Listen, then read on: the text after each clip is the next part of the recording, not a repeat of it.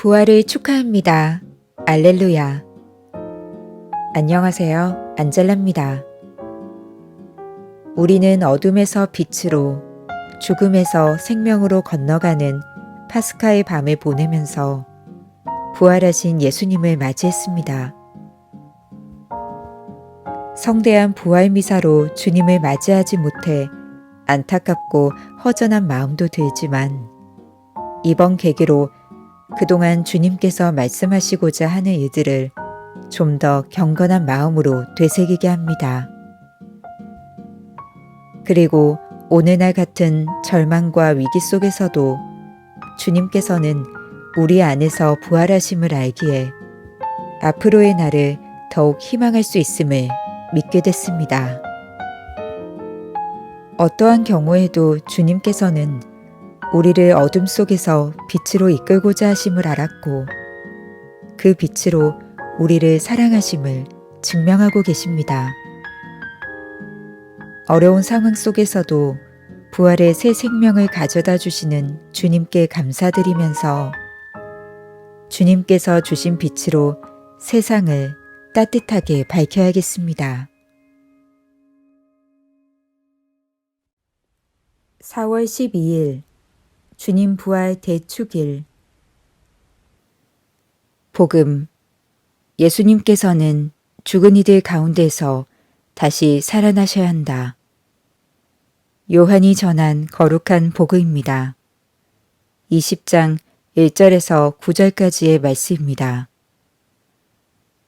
주간 첫날 이른 아침, 아직도 어두울 때에 마리아 막달레나가 무덤에 가서 보니 무덤을 막았던 돌이 치워져 있었다.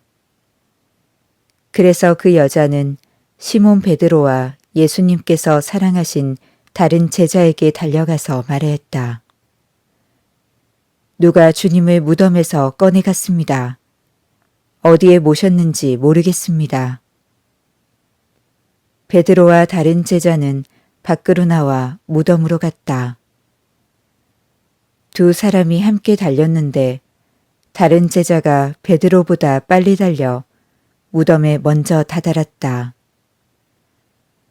그는 몸을 굽혀 암화포가 놓여 있는 것을 보기는 하였지만 안으로 들어가지는 않았다.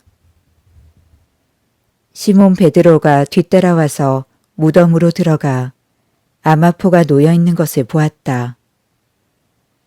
예수님의 얼굴을 쌌던 수건은 암화포와 함께 놓여 있지 않고 따로 한 곳에 개켜져 있었다. 그제야 무덤에 먼저 다다른 다른 제자도 들어갔다.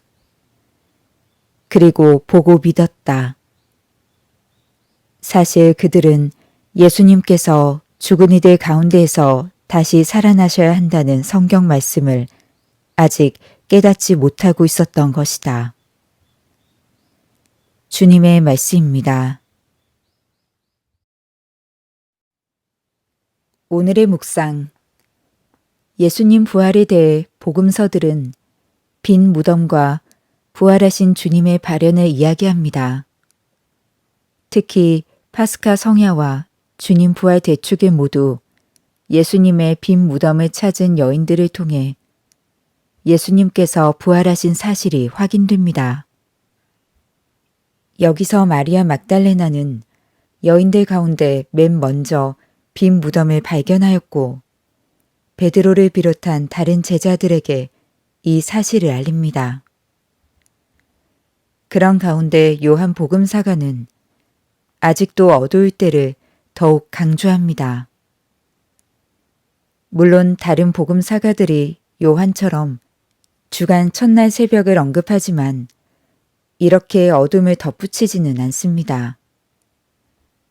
이는 분명 복음서 처음에 요한이 사용했던 빛과 어둠을 상기시키려는 의도에서 비롯된 것입니다.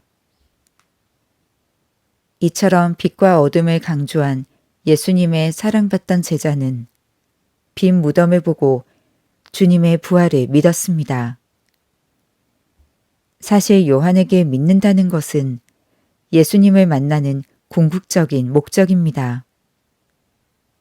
와서 보라는 초대를 받았던 안드레아는 물론 베드로, 필립보, 나타니엘, 사마리아 여인, 그리고 태어나면서부터 눈머니 모두 그렇습니다.